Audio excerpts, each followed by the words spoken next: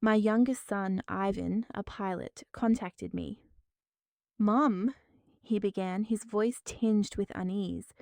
"Something peculiar is happening. My sister-in-law is at the house." "Yes, she is," I confirmed. "She's in the shower." His voice then dropped to a mere whisper. "That's impossible. I'm holding her passport. She just boarded my flight to France." In that precise instant, I heard footsteps approaching from behind. "I'm so glad you're home." If you're viewing this recording, kindly register, subscribe to the channel, and share in the comments from where you are experiencing my tale of retribution.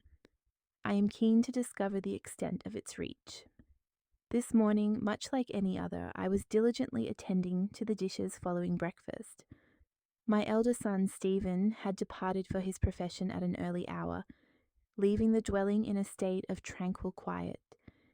His offspring, my grandson, Matthew, that clever young rascal of 7 years, had already been conveyed to school via the bus, and Araceli, my daughter-in-law, the spouse of Stephen, had just ascended the stairs. Her gentle vocalization drifted down to me. "Mum, I'm going to take a brief ablution." "Very well," I nodded, a smile gracing my lips. I had scarcely completed the placement of the final plate when the stationary telephone commenced its ringing. I dried my hands upon my apron and hastened to attend to it. The cheerful, youthful tone of my younger son, Ivan, filled the line. "Mum, I simply wished to extend my greetings. I found myself with some leisure time during a stopover at the airport." The resonance of his voice felt akin to a warm embrace. Ivan is my source of profound pride, a co-pilot in his nascent years, perpetually in motion, actively realizing the aspiration of his youth to command the skies. I offered a smile and posed a few inquiries regarding his journey and his general well-being.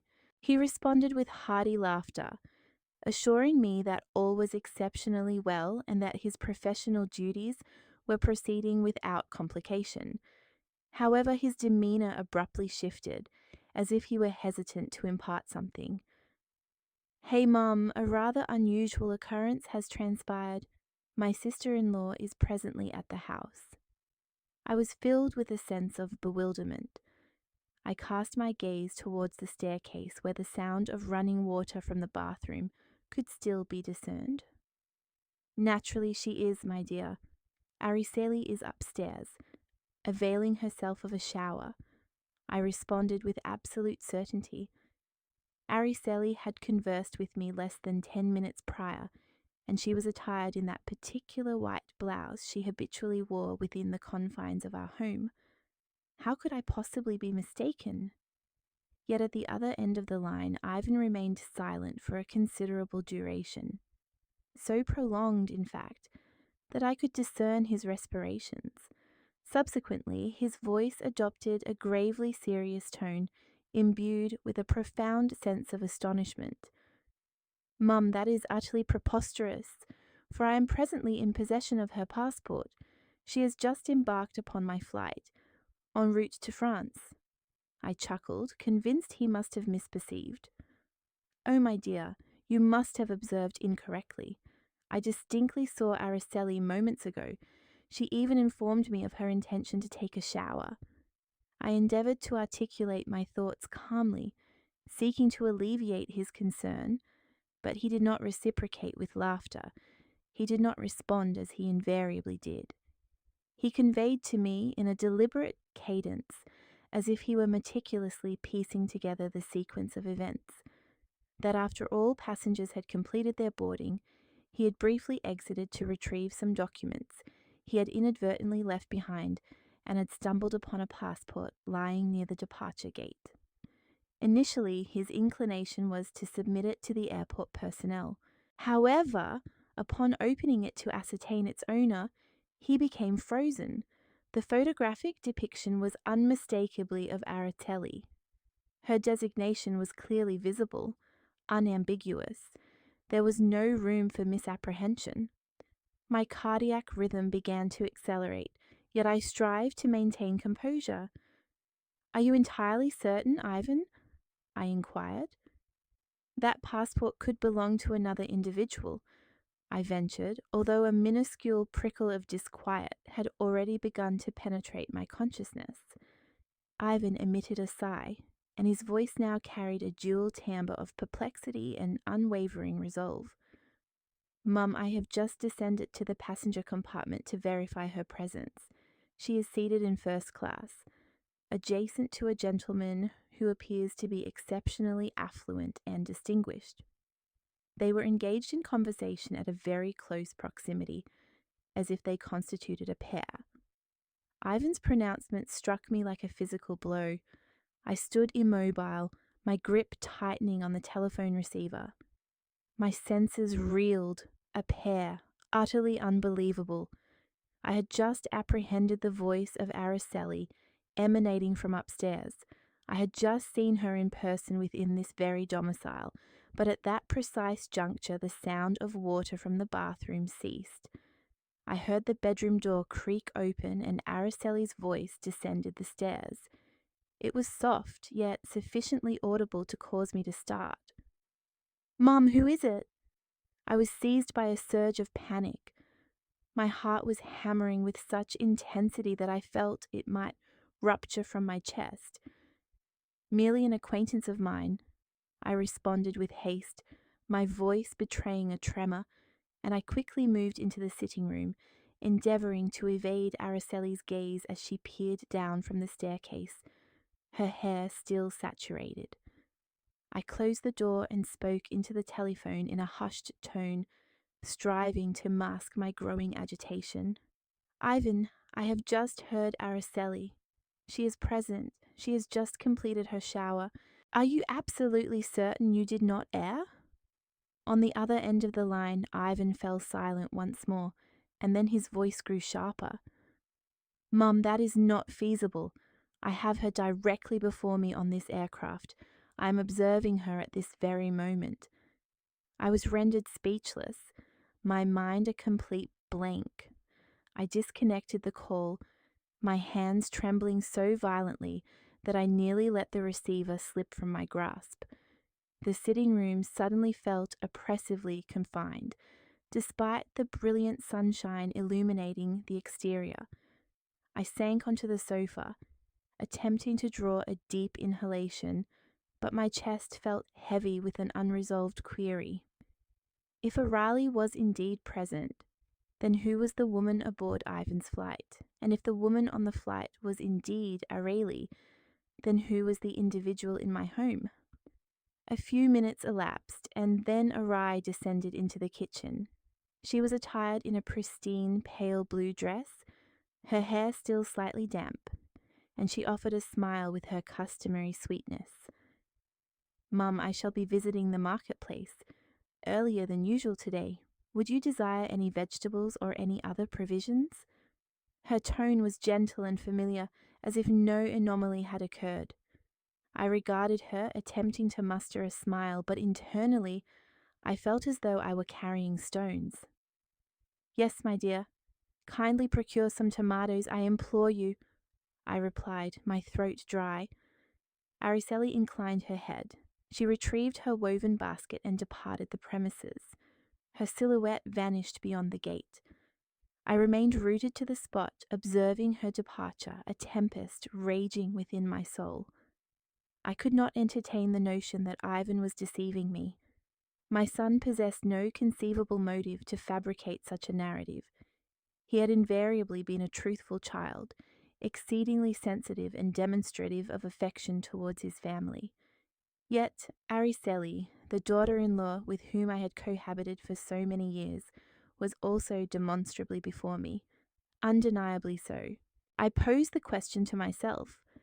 Could there be some element I have overlooked? Does some clandestine matter exist within this dwelling that I, an elderly woman, have never perceived? I remained seated in contemplative silence within the sitting room as the midday sun, filtering through the drapes, cast faint striped patterns of illumination upon the tiled floor. The venerable armchair, where I habitually reposed to engage in knitting or to recount tales, To Matthew now also seemed to exude a heavier presence. Ivan's call continued to reverberate within my auditory perception. Each of his pronouncements felt akin to a forceful impact upon my heart. I surveyed the room where framed family photographs adorned the walls. Stephen and Aurelie on the occasion of their nuptials, the newborn Matthew, and Ivan's beaming countenance upon donning his inaugural pilot's uniform. All these cherished memories now appeared obscured by a veil of mist, indistinct and fraught with apprehension. My appellation is Stella Brooks, a widow of 65 years, residing in a placid middle-class enclave in Phoenix, Arizona. My spouse, Raphael, departed this life a decade ago, entrusting me with the 2 sons whom I cherish more than my very existence. Stephen, the elder, is a diligent architect, perpetually engrossed in his blueprints and projects. Ivan, the younger, is my source of immense gratification for having actualized his ambition of becoming an aviator. My life is intricately intertwined with Stephen's nascent family unit, encompassing my daughter-in-law, Araceli, and my grandson, Matthew, alongside the tranquil days spent within the confines of this residence. Araceli, my daughter-in-law, had consistently been the epitome of perfection in my estimation. She possessed beauty, was industrious, and always impeccably presented, from her sartorial choices to her devoted care of Matthew. I distinctly recall the day of their wedding ceremony, a grand celebration orchestrated within the grounds of her parents' abode. Although Araceli's lineage was not one of considerable affluence, they exerted their utmost effort to ensure every detail was flawless. Araceli entered my household with an assured smile and a luminous gaze, as if she were inherently destined to be an exemplary wife and mother. I frequently reflected upon my good fortune in acquiring such a daughter-in-law. Following Araceli's departure for the marketplace, I remained seated, my fingers unconsciously clenching the edge of the tablecloth. Ivan's call had prompted me to re-examine minute particulars that had previously appeared unremarkable. There were occasions when Araceli would exit the dwelling, citing a trip to the market or an appointment with a companion, only to return as if she were an altered individual. One day she exuded an abundance of tenderness, embracing Matthew and serenading him to induce sleep. Yet on other days her disposition was notably unfavourable, and she would reprimand me simply because I had neglected to return the salt shaker to its designated location. I had previously attributed these shifts to the mere mood fluctuations of a young woman. However, my conviction was now wavering. My heart felt ensnared, as if my cherished recollections were being deliberately disarrayed. I recall an instance several months ago when Araceli, in the act of composing the grocery list, employed her right hand to wield a writing instrument. Her penmanship was remarkably precise and orderly. Yet, the subsequent day, I observed her utilizing her left hand, and her script exhibited a more elaborate flourish, as if she were unaccustomed to it. I inquired, "Since when have you adopted the practice of writing with your alternative hand, my dear?" She responded with a chuckle, a swift retort of, "Oh, merely for amusement, Mum. I am engaging in practice." I offered a nod, dismissing it without further contemplation. However, that particular detail now occupied a sharp prominence in my recollection. I was absorbed in my musings when the sound of the door opening reached me. Matthew burst in, his backpack swaying rhythmically against his back.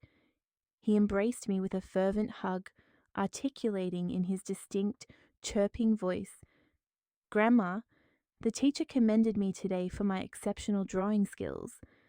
I stroked his head, attempting a smile, yet a tangible weight persisted in my chest.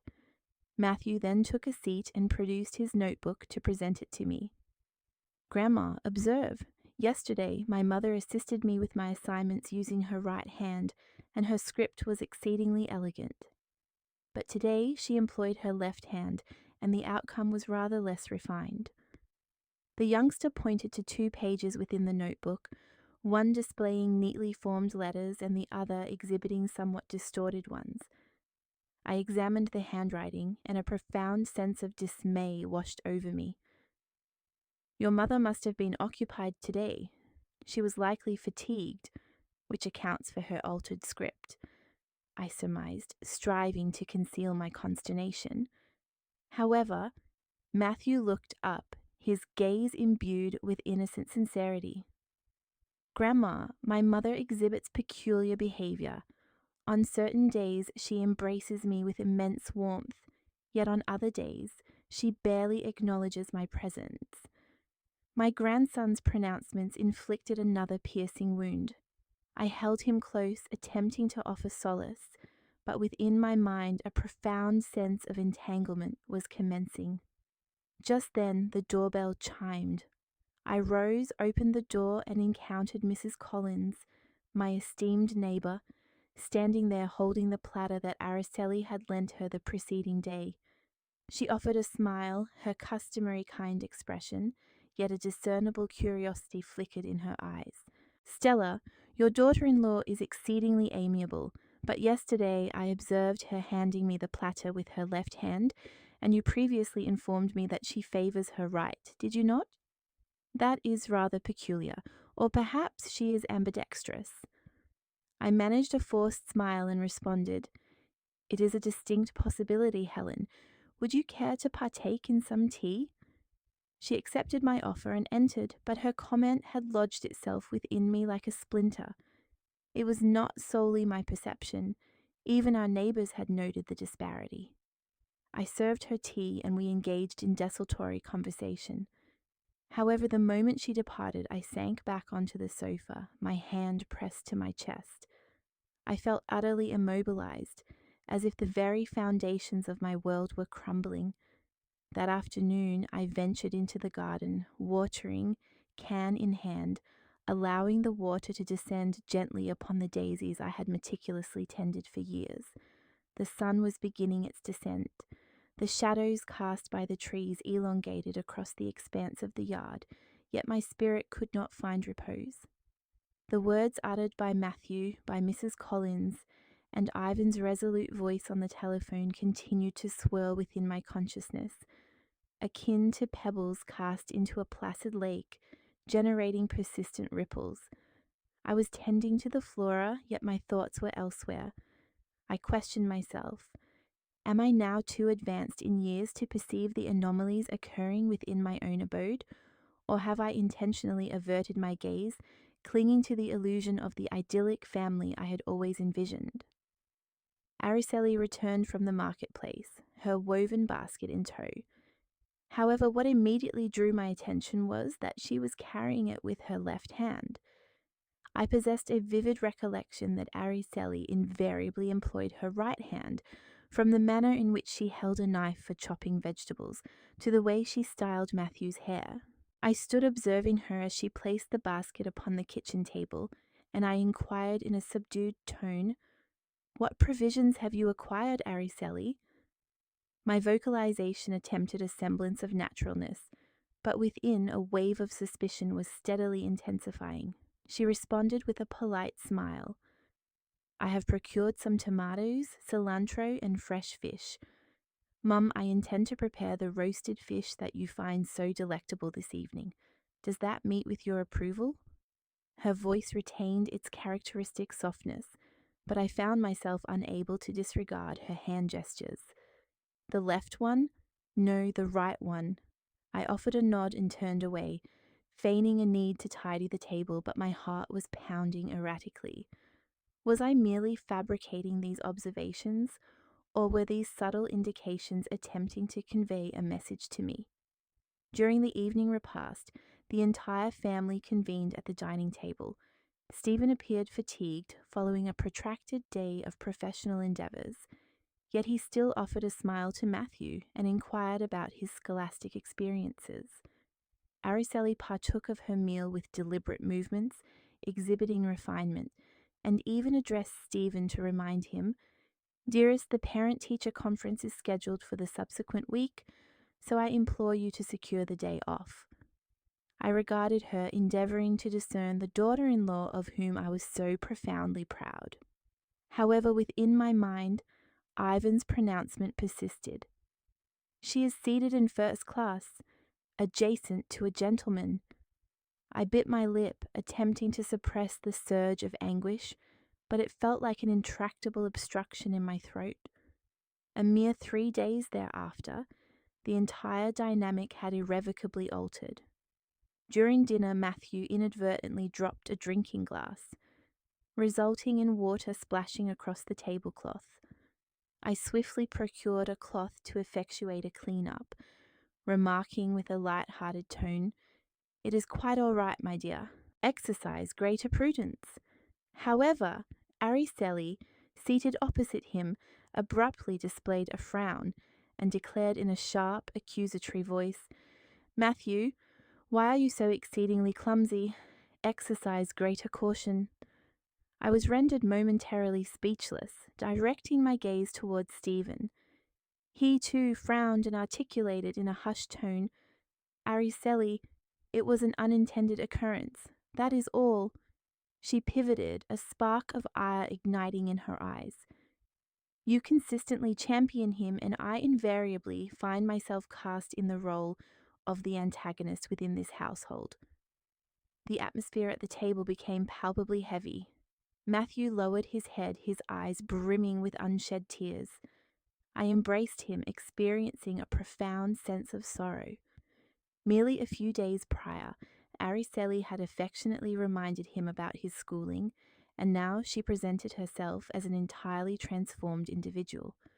I sat beside her, observing in silent contemplation, attempting to piece together the disparate elements within my mind. Today she was displaying irritability. The preceding day she had been exceptionally gentle. Today she had utilized her left hand. The day prior, her right. These subtle discrepancies, one after another, were accumulating in my consciousness, much like the components of a jigsaw puzzle that remained elusive to my complete comprehension. I admonished myself to maintain equanimity. However, each instance I observed Araceli, I perceived a stranger, as if she were not the daughter-in-law with whom I had shared my life for so many years. A few days hence, I accompanied Matthew to his school. He held my hand as we traversed the familiar cobblestone lane. Abruptly he paused, turned to me, and articulated in a melancholy tone, "Grandma, yesterday my mother patiently instructed me in the art of writing, and her penmanship was exquisite, yet today she declined even to review my homework. She directed me to complete it independently." I knelt down, meeting his clear gaze, and felt a pang of heartbreak. "Your mother was engaged, my dear. Do not be disheartened," I offered, though my voice faltered. Matthew nodded, but his expression remained tinged with disappointment. I embraced him, overwhelmed by a profound sense of helplessness. He is merely 7 years of age. How could he possibly grasp something that I myself was struggling to comprehend? That evening we reconvened for dinner. Suddenly, Araceli withdrew a small notebook from her handbag and commenced to inscribe something within it using her left hand. Stephen, who was in the process of serving himself food, emitted an unexpected chuckle. "Remarkable! Since when have you adopted writing with your left hand? It appears quite peculiar." Araceli froze mid-motion, a forced smile fixed upon her lips. "Oh, merely experimenting, my dear."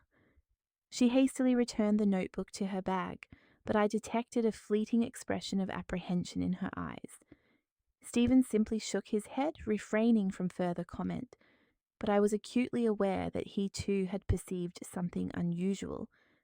I remained seated, my grip tight on my spoon, striving to maintain a composed facade, yet inwardly the seeds of doubt were proliferating like a slow-burning fire. One morning I procured an empty spice container and proceeded across the familiar cobblestone street to visit Mrs. Collins. Araceli had borrowed it a few weeks prior, stating it was for the preparation of the chili that she so relished. I rapped upon the door, and Mrs. Collins answered with her customary genial smile. "Stella, do come in. Allow me to prepare you some coffee," she invited, a cleaning cloth still in her hand. I presented her with the container, intending to express my gratitude and depart, but she gently guided me to a seat at a wooden table in her kitchen. The ambiance was welcoming. The aroma of freshly brewed coffee permeated the air, yet I could not wholly relax. Mrs. Collins regarded me with eyes full of concern and lowered her voice. "Stella, I implore you, do not take offense at what I am about to convey. Has your daughter-in-law's disposition undergone a transformation? One day she greets me with considerable cheerfulness, and even inquires about my children. Yet yesterday she passed by. I offered a wave, and she did not even acknowledge me, as if she were unfamiliar with me." Mrs. Collins's observations represented another stone cast into the turbulent waters of my heart. I managed a smile and replied, "She must have been in a considerable rush, Helen. You are aware of how impetuous young people can be these days." But inwardly I was in disarray. I recognized that Mrs. Collins was not one to engage in idle chatter. She possessed a keen perceptiveness and consistently paid meticulous attention to detail. If even she had remarked upon Araceli's unusual behavior, then my suspicions were no longer mere figments of my imagination. I lingered for a brief interval, sipped the now cooled coffee, and bid farewell, my heart heavy.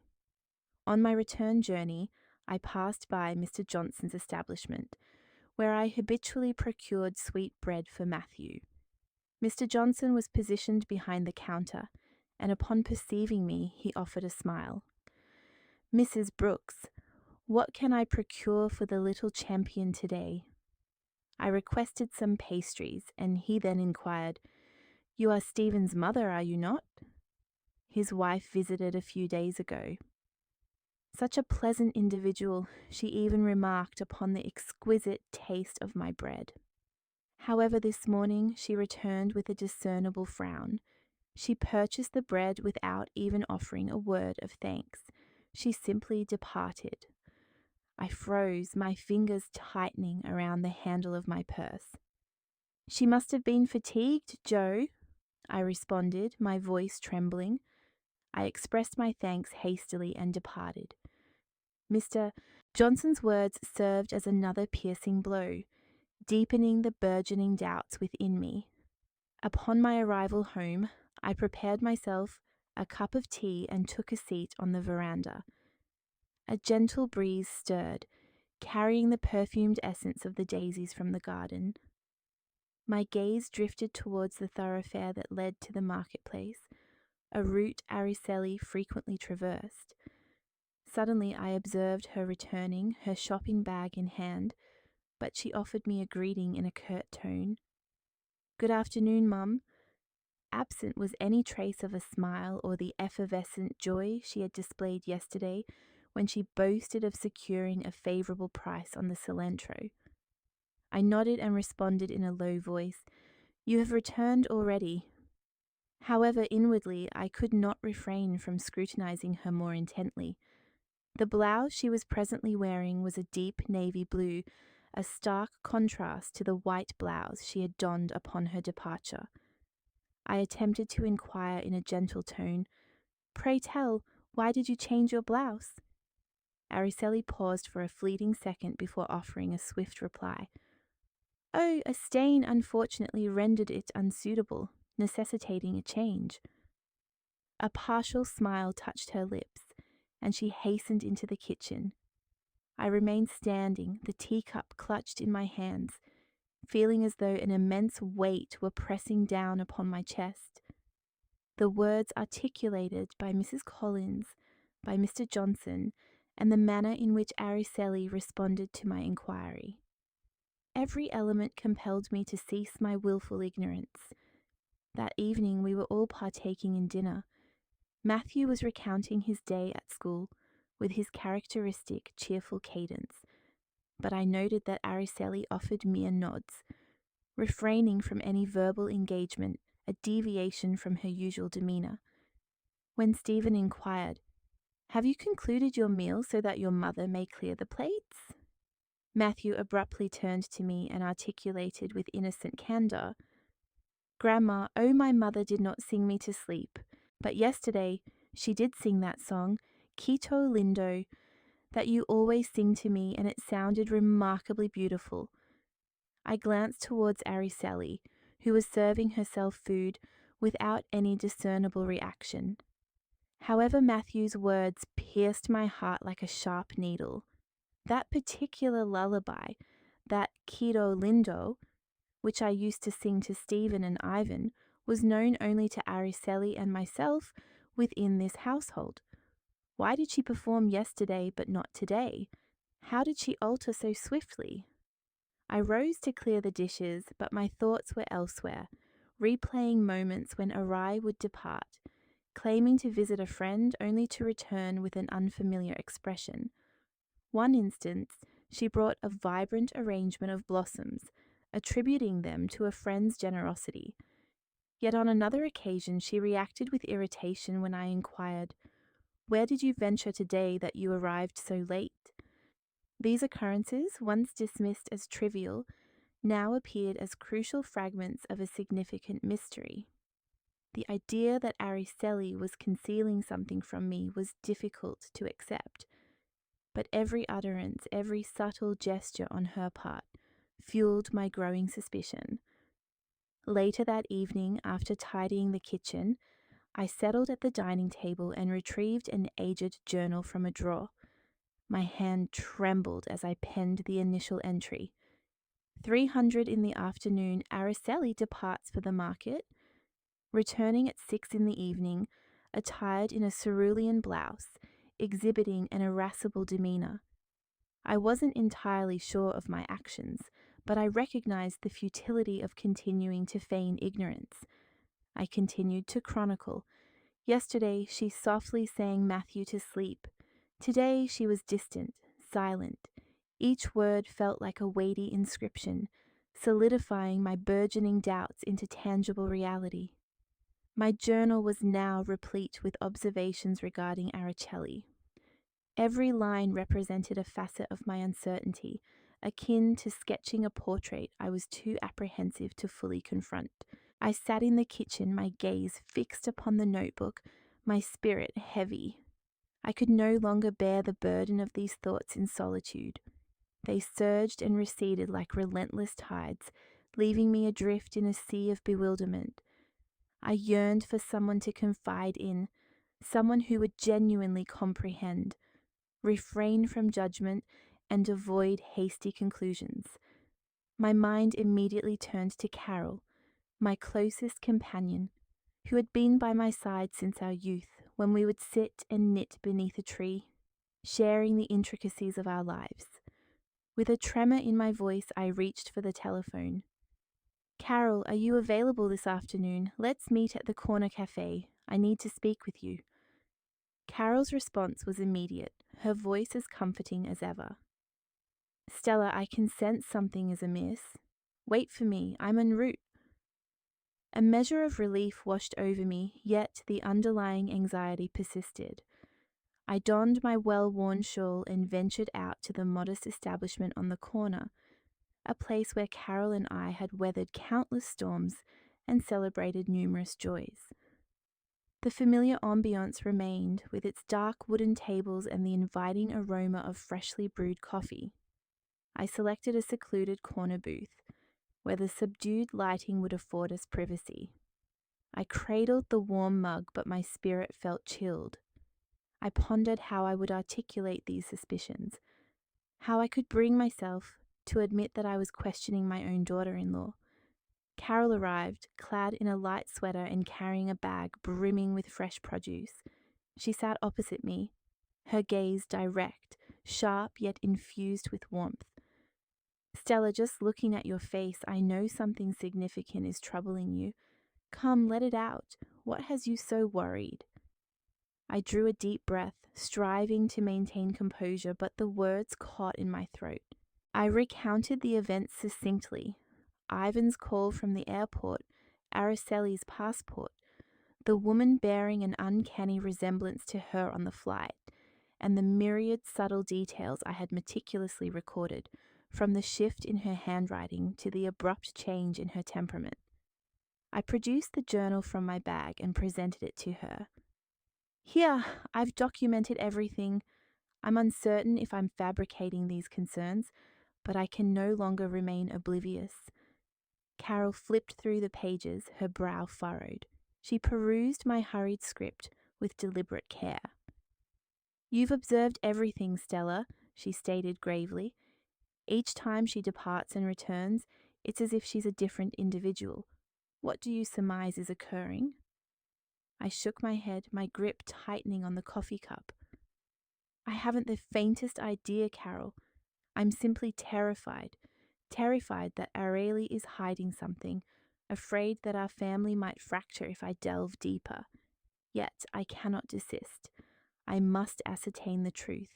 For Stephen, for Matthew. Carol placed her cup on the table and met my gaze with resolute determination. A woman cannot be easily deceived, Stella. What does your intuition tell you? I'm certain there's something clandestine afoot. You must uncover the full extent of it. I hesitated, my voice dropping to a whisper. But what if I'm misjudging her? What if I cause Stephen distress? Carol interrupted, her tone firm. Trust your instincts. If you fail to uncover the truth, you will forever be plagued by doubt, and you will be unable to safeguard Matthew or Stephen.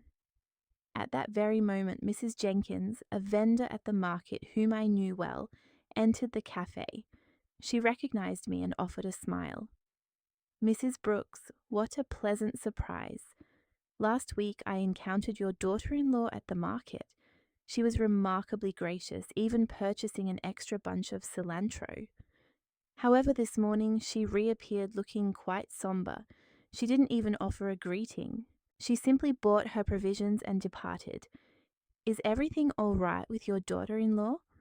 I managed a strained smile and replied, She must be feeling fatigued, Marie. Internally, however, I felt as though I was sinking. Another individual had noticed Arai's peculiar behavior. I thanked Mrs. Jenkins, watched her depart, and turned back to Carol. Panic was evident in my eyes. Carol gently took my hand, her voice softening. You see, Stella, it's not solely your perception. Even the neighbors have taken notice. Cease deceiving yourself. Continue documenting everything, and if necessary, you will have to follow her. Not to cause her harm, but to protect your family. I nodded, but my heart sank. I knew Carol was right, yet the prospect of trailing my own daughter-in-law felt like a profound act of familial betrayal. I had dedicated my life to nurturing this household, and now I was compelled to engage in something I had never envisioned, investigating one of my own. That afternoon I returned home, my mind in disarray. Araceli exited the residence, her familiar red basket in hand. Mum, I'm just stepping out to the market for a bit, she stated softly. I responded with a nod, but the moment she was out of sight beyond the gate, I opened my journal and scribbled, 300 in the afternoon, Araceli departs for the market carrying a red basket. Her demeanor appears normal. I remained, my eyes fixed on the clock, counting each passing minute. At 6, Araceli returned, but the basket she carried was now blue.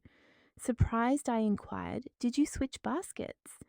She smiled and quickly responded, Yes, the other one broke, and a friend lent me this one. I nodded, my hands trembling as I added to the notebook. Returned at 6 in the evening, carrying a blue basket. Her voice slightly rushed. My notes were accumulating. Each entry brought me closer to the truth, yet simultaneously it distanced me from the image of an unconditionally loving and trusting matriarch. Over the weekend, Stephen left for overtime duties early, and Matthew was engaged in a school event, leaving the house quiet, with only Arai and me present. I was occupied with cleaning the dining room table, attempting to distract myself from the gnawing doubts. Suddenly, Araceli descended from her room, attired in a pale yellow floral dress, exuding a freshness reminiscent of her early days of marriage. "Mom, I'm just stepping out to the market for a bit," she said in a gentle tone. She took her customary wicker basket and departed. I nodded, offering a smile, but an insistent voice within me urged, "Follow her, Stella. Go uncover the truth." Without a second thought, I donned my old shawl, pulled it over my head to partially obscure my face, and silently exited the house, maintaining a discreet distance behind Araceli. The sun beat down intensely, sweat trickling down my back, but I paid it no heed. My sole objective was to discover her true destination and her activities. Araceli proceeded swiftly down the cobblestone thoroughfare leading to the market. However, instead of making the customary right turn, she veered left into an alleyway situated behind a working-class district. The dwellings were aged, tightly packed, with peeling paint and corrugated tin roofs. I slowed my pace, my heart thudding, seeking refuge behind a cluster of bicycles parked along the pavement. Araceli did not glance back. She continued onward, entering an even narrower passage where sunlight scarcely penetrated. I concealed myself behind a mechanic's establishment, where a man was engrossed in tightening nuts.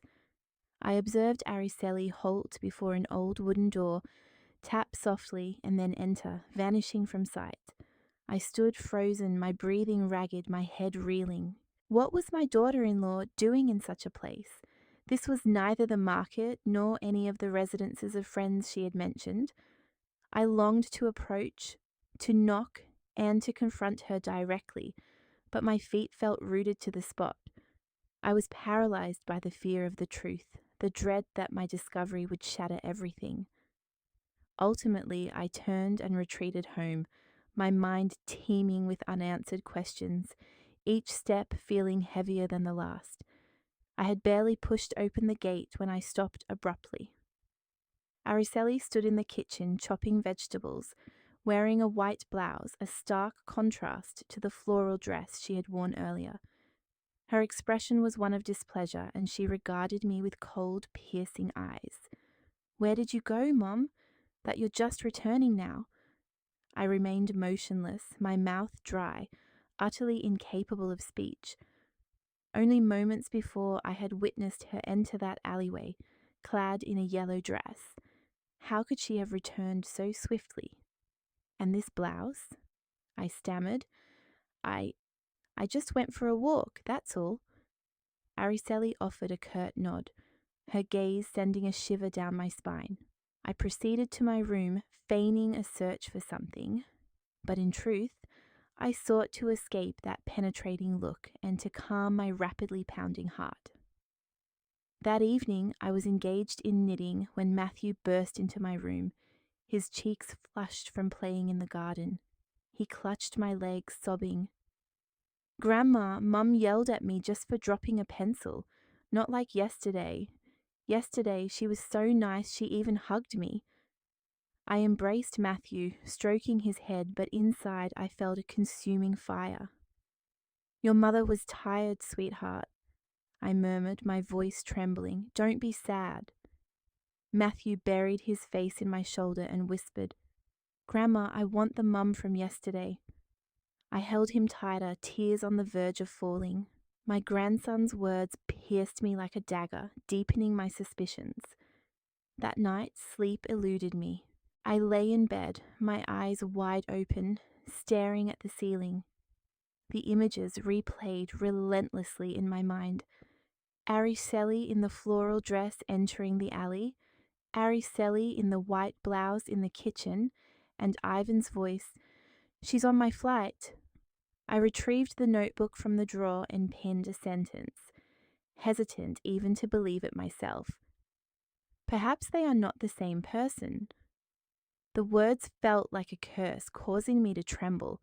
The following morning, I resolved to revisit that alleyway.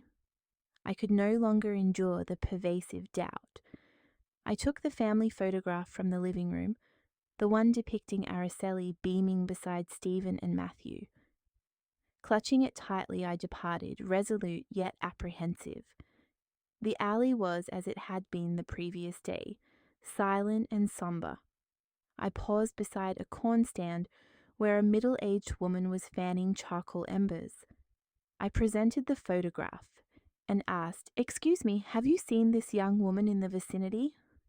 The woman examined it closely, then pointed. "Oh, yes, indeed. She frequently comes and goes from the house at number 14, that one over there." I offered my thanks, my heart pounding in my chest, and proceeded directly to the house. Number 14 loomed before me, its walls stained, its wooden door peeling, and a pot containing a wilting daisy gracing the windowsill. I stood there, my hands shaking, feeling as though the entire world held its breath with me. I knocked, each impact resonating like a blow to my chest. The door creaked open and I was rendered speechless. Before me stood a woman identical to Araceli, from her facial features to her physique to her long, dark hair. The only distinction was her fearful expression and the tremor in her hands as she clutched a rag. I stammered, my voice cracking, "Araceli!" The young woman startled, her grip tightening on the rag as she attempted to slam the door shut. However, at that precise moment, another voice emanated from within, a soft yet firm voice. "Isadora, cease hiding. You know this is wrong as well." I looked up and saw a young woman emerge from a corner of the room, standing directly behind the Araceli look-alike. She was slender, her hair pulled back in a bun, possessing an intelligent yet kind demeanor. She met my gaze and offered a slight smile. "My name is Lucy Miller, Isadora's roommate, Mrs. Brooks. Please come in, it's time you understood the truth." I inhaled deeply, endeavoring to steady my trembling legs, and stepped into the small dwelling with the corrugated tin roof. The walls were discolored, the concrete floor fractured, and a faint aroma of disinfectant permeated the air. In a corner, an elderly gentleman coughed weakly, resting on an old cot draped with a worn blanket. The confined space felt oppressive, but I proceeded and sat on the wooden chair that Lucy indicated. The woman, who bore an exact resemblance to Araceli, lowered her head, her voice a mere whisper. "I apologize. I am not Araceli. My name is Isadora." I looked at her, my mind a tempest, unable to utter a word. Isadora. The name was foreign, yet the face was achingly familiar. I clasped my hands together, attempting to steady my voice. "Explain to me why you bear such a striking resemblance to my daughter-in-law and why you appear at my home." Isadora looked up, her eyes brimming with guilt, but she did not respond immediately. Instead, Lucy settled beside her, poured a glass of water from an old plastic jug, and began to speak. "Isadora is exceptionally poor, Mrs. Brooks," Lucy stated calmly and clearly. "Her adoptive parents are gravely ill, particularly the gentleman lying there. Several years ago, Isadora encountered Araceli by chance at a market. They were astonishingly alike, and Araceli capitalized on this resemblance. She proposed that Isadora impersonate her, to substitute for her for brief periods whenever the need arose. Isadora was reluctant, but Araceli compensated her handsomely, and her family required funds for medical treatment. I glanced at Isadora, observing her bowed head, her knuckles white from the force with which she gripped the rag. "Replace her for what?" I pressed, disbelief coloring my voice. Why would Araceli require someone to impersonate her? Isadora looked up, her voice quivering. "I don't know the full extent of it, ma'am. She would simply instruct me, just remain in the house for a few hours, attend to some duties like visiting the market, looking after the boy, and then she would provide me with money, a considerable sum, enough to purchase my parents' medication." I dared not request more. She lowered her head and tears began to stream down her cheeks. I looked at her, my chest tightening. Every peculiar detail from the past few months suddenly coalesced into a coherent whole. The variation in handwriting, the oscillation between a sweet and a sour disposition, the voice that shifted from gentle to cold, it all fit now like the final pieces of a puzzle I had refused to acknowledge. Lucy continued, her expression more serious. I don't know if this is relevant, but on one occasion I observed Araceli with a man of considerable elegance. His name is Charles Thompson. I overheard the name during a conversation at a cafe. They were addressing each other with affectionate terms. At that moment, Isadora waited outside in the car, utterly unaware of the proceedings. The name Charles Thompson struck me like a physical blow. I recalled Ivan's words. She's on my flight, seated in first class next to a wealthy gentleman. The small room seemed to spin around me.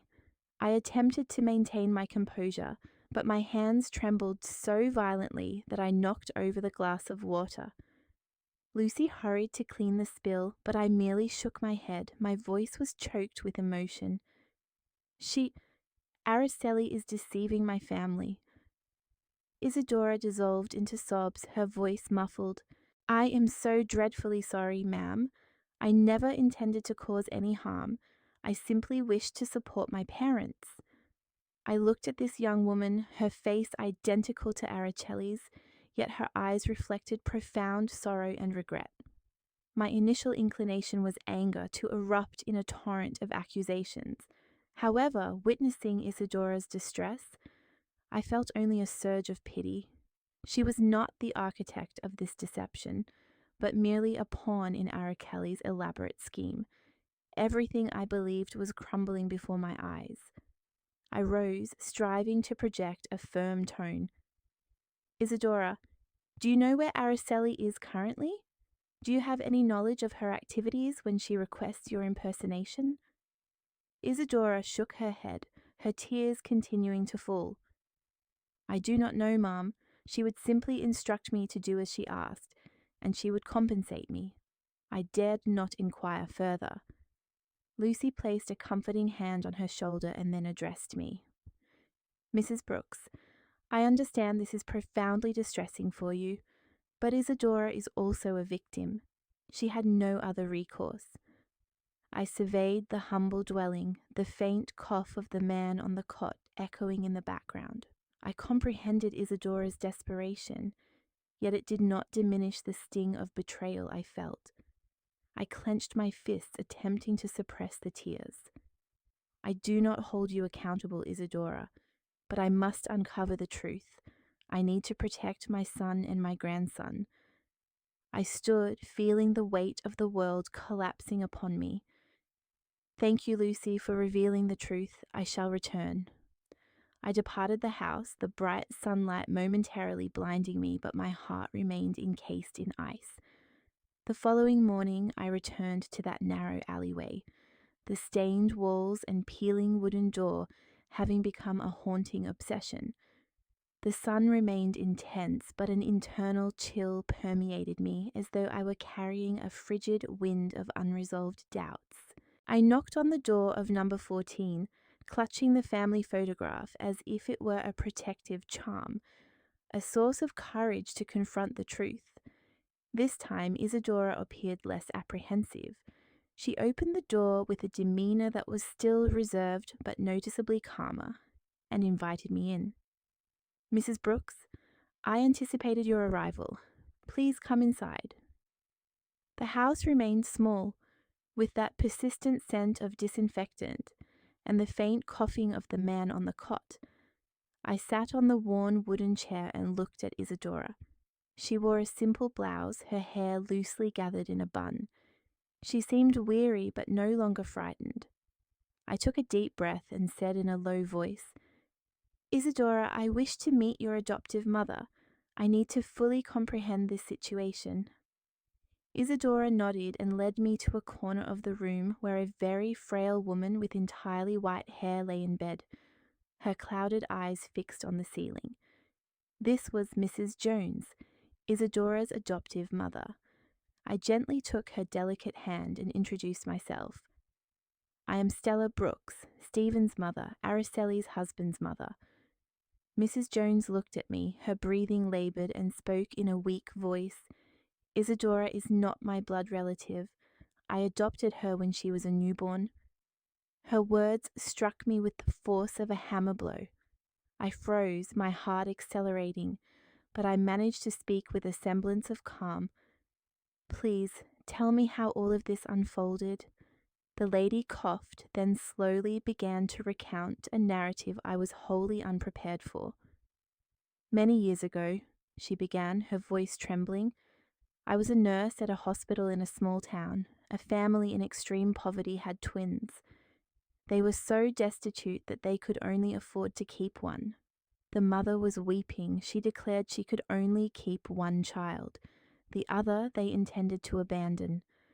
My heart ached. I could not bear the thought of that infant being left to fend for herself.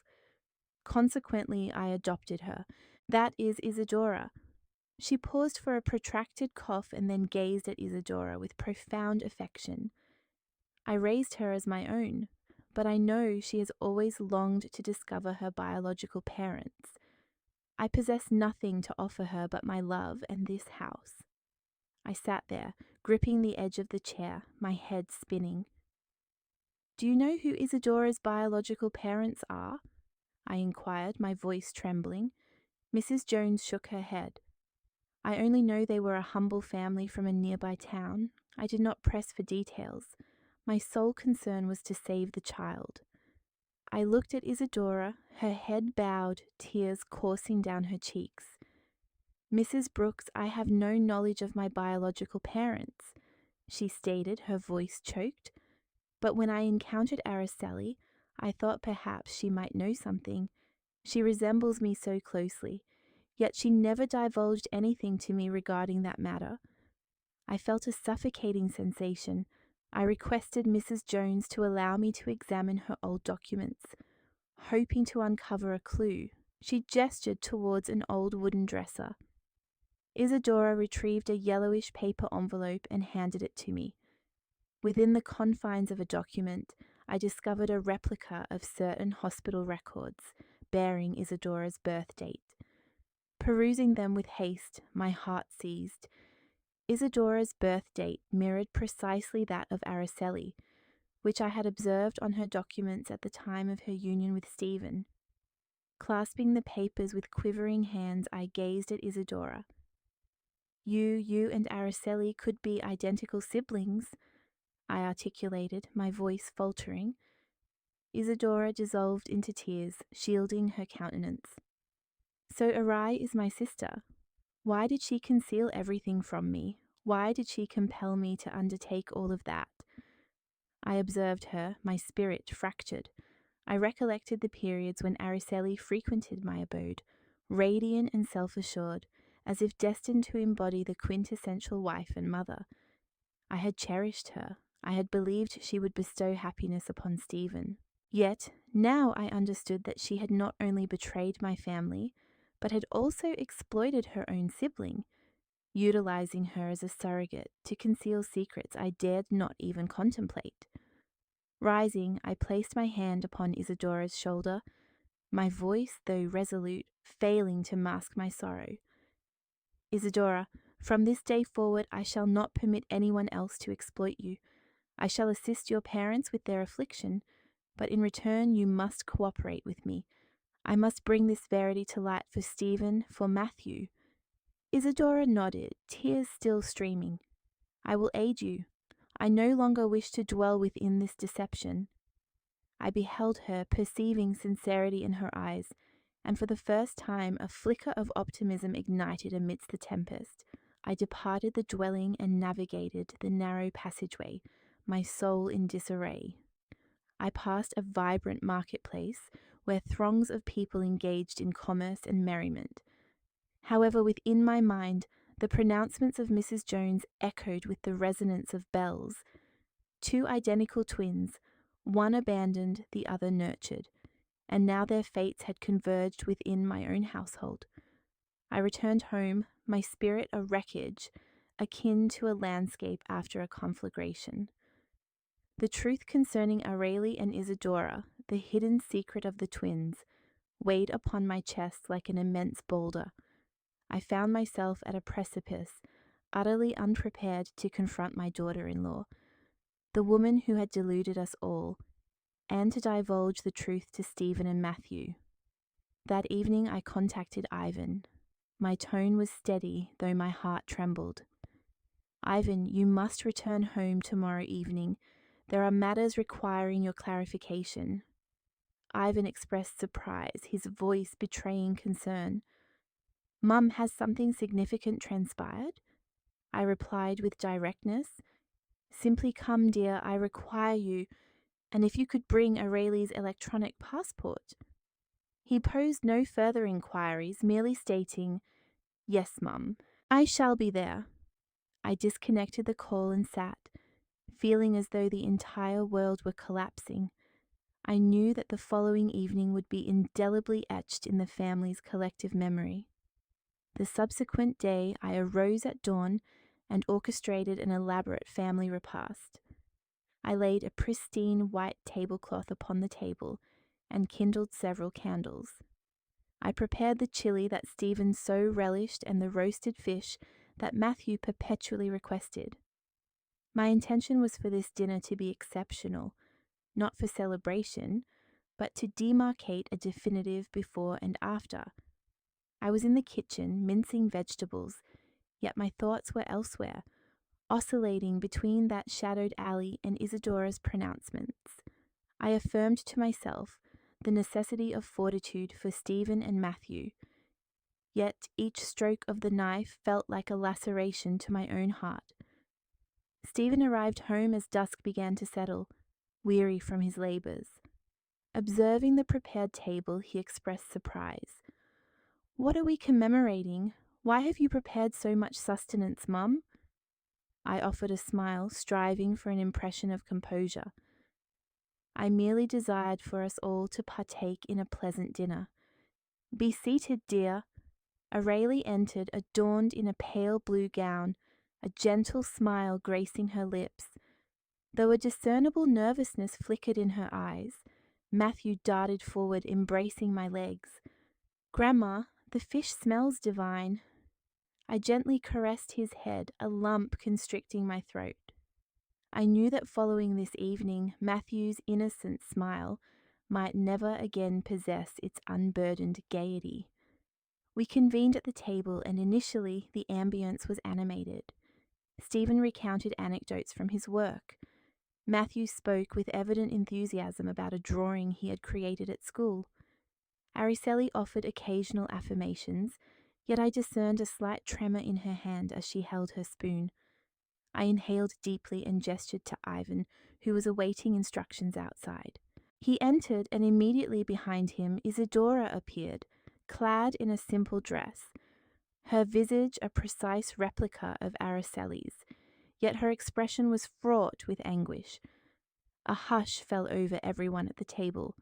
Matthew, gazing with bewilderment from Arai to Isadora, inquired with childlike innocence, "Why are there two mothers?" Stephen turned ashen, his spoon clattering to the floor, and Araceli sprang to her feet, exclaiming, "What is the meaning of this, Mum?" I rose, gripping the table's edge to maintain my equilibrium. "Be seated, Araceli," I commanded, my voice measured yet firm. "It is imperative that we clarify everything."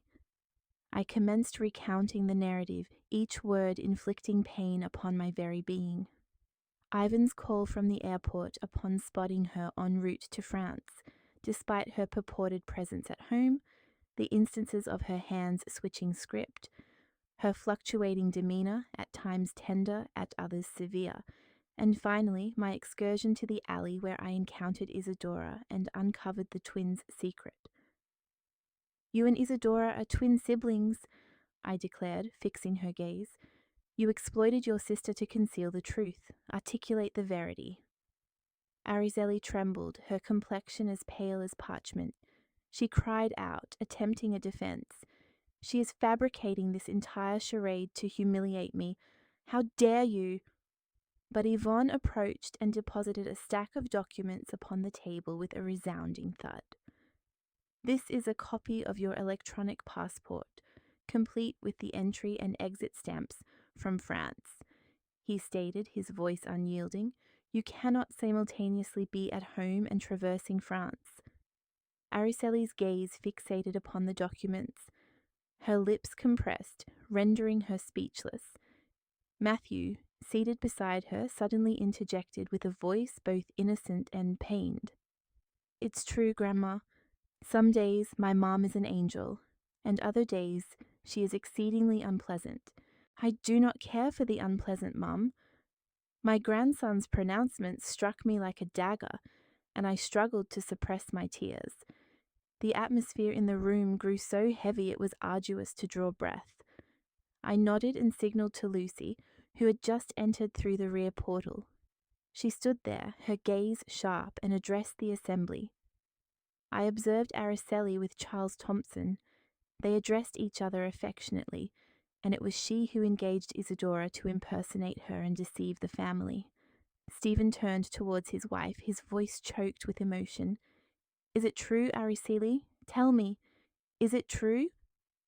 Araceli bit her lip in silence for a protracted interval before suddenly erupting, her voice brimming with fury.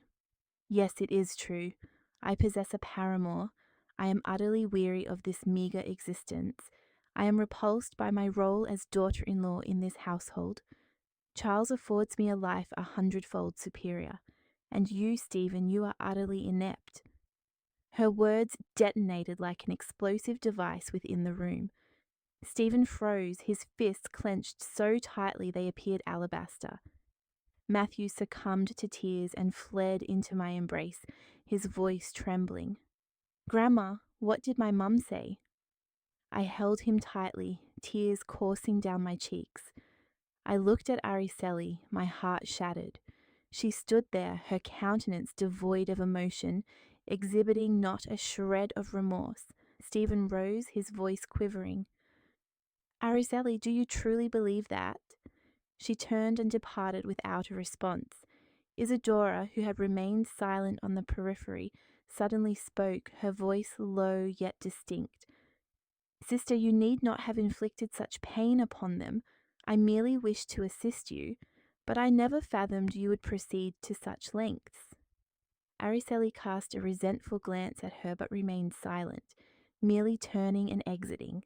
The door slammed shut, plunging the room into a painful silence. Subsequent to that night of confrontation, the atmosphere within my abode felt as though it had been utterly drained of life.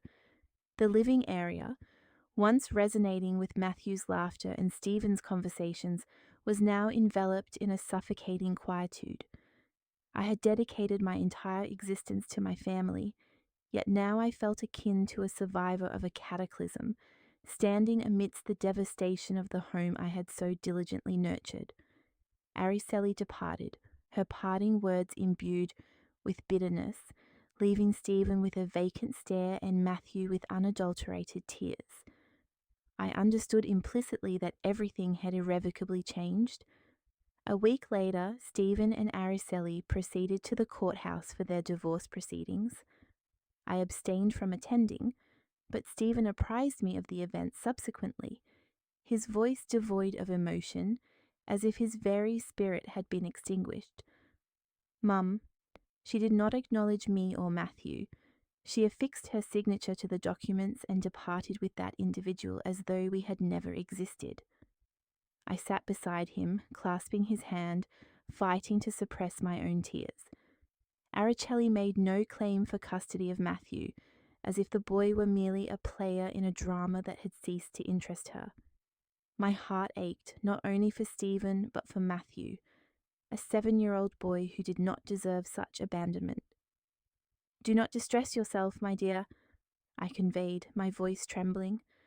"I shall forever be present, and Matthew shall never lack for affection." Yet inwardly I knew this affliction would require considerable time to mend. Stephen faltered, becoming withdrawn, speaking sparingly. He immersed himself in his work or sat observing Matthew play in the garden. I gazed upon my son and perceived in his eyes the identical melancholy that had pervaded my husband Raphael's final days, when he realized his departure was imminent.